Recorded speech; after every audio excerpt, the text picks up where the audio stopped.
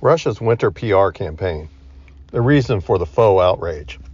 Today, January 2nd, 2024, the Russian government admitted that it accidentally bombed one of its villages near Voronezh. The Russian government stated that the aircraft responsible for the incident had an emergency release of munitions and that it was not an error by its air force mistaking a Russian town for a Ukrainian town.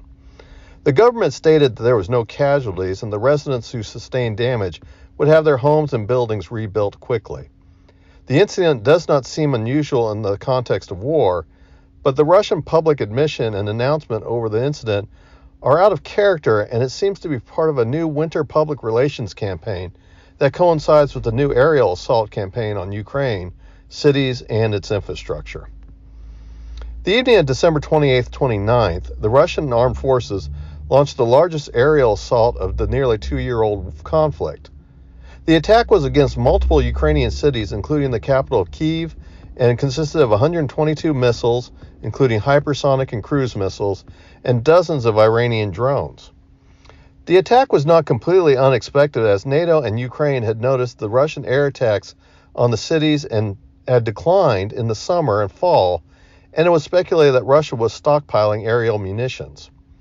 The stockpiles were speculated to be part of a winter aerial campaign against Ukrainian cities and infrastructure as an attempt to impact civilian morale by depriving them of shelter and electricity during the cold of the winter.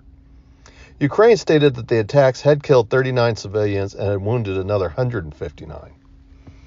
The attacks included what appears to be a violation of Polish, a NATO member, airspace when what was suspected as a Russian missile transited Polish territory on its way to attack a Ukrainian target. This led to a minor protest of Poland to Russia. Russia denied responsibility and demanded hard proof showing that it was a Russian missile. The Russians' denial was not unusual either, in that they have denied other airspace violations since the war began. The unusual Russian response was the reaction to the Ukrainian attack of December 28th and 29th. Ukraine publicly responded to the aerial onslaught by bombing the Russian city of Belgorod, which is about 30 minutes from the Ukrainian-Russian border, during the daylight of December 30th. The Ukrainians stated that President Vladimir Zelensky ordered the attack in response to the Russian aerial assault. The assault was carried out by Ukrainian-made Oka rockets and Czech-made Vampire rockets, both of which are multiple launch rocket systems, MLRS. The attack was made in the daylight, which would have a greatest impact on morale of Russian citizens, but was also riskier to the Ukrainian forces launching the attack because it would be easier to counterattack the Ukrainian batteries in daylight. The Russian response to the attack was unusual and was part of some unusual behavior that appears to be part of a public relations strategy. The Russians responded by stating that the Ukrainian attack deliberately targeted exclusively civilian targets, including sports centers, an ice rink, and a university. The attack killed 21 and wounded 110 people, according to the Russian government. The Russians responded that they would punish Ukraine for its terrorist act against civilians. This statement appeared to be for both internal audience and the Russian allies around the world. The Russians bizarrely followed up the threats with a demand for a meeting with the United Nations Security Council to address the, quote, deliberate act of terrorism directed against civilians, end quote, and this was by UN Russian Ambassador Vasily Nebgenev. This was over-the-top performance art by the Russian ambassador and the government, knowing that any UN Security Council resolution to condemn Ukraine would be vetoed by the US and UK at the very least. So a UN protest by the Russians was more of publicity than for substantive protests. The other unusual part is that the Russians attacked Ukrainian cities less than 48 hours beforehand, killing civilians against targets that had no appreciable military value.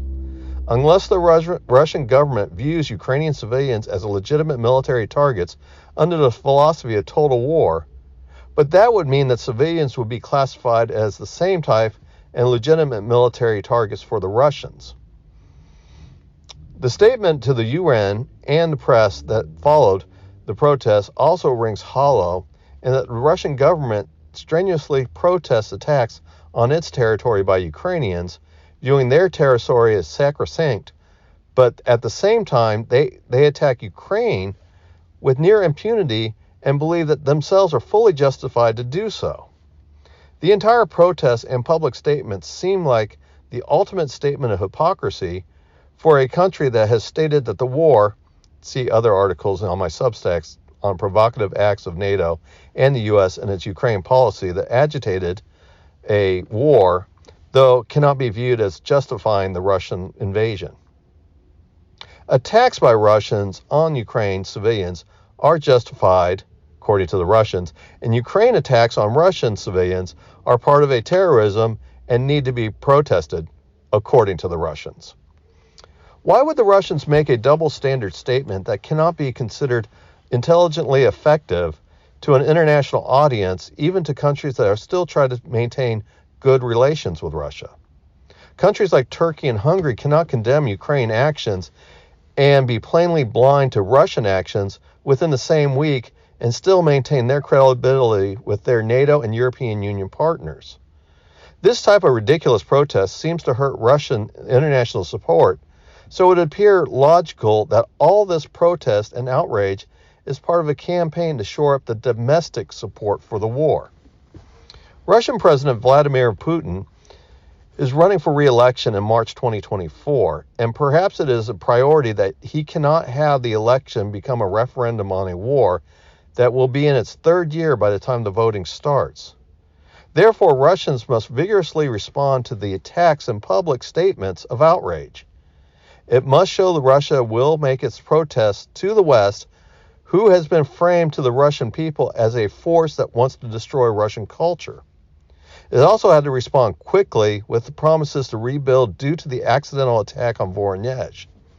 Russia, out of character, took rapid responsibility for the accident, so not to allow rumors to take hold that it was the Ukrainians were successfully taking the war in another part of Russia, just as it had in Belgorod. The quick statement of responsibility and promises to prevent Russian citizens to speculate over the incident in Voronezh.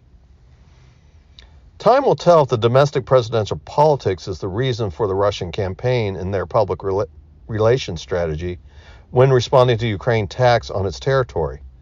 The protest strategy is so flimsy in justification and can only hurt the credibility of its international friends and allies if they accepted the Russian statements in full.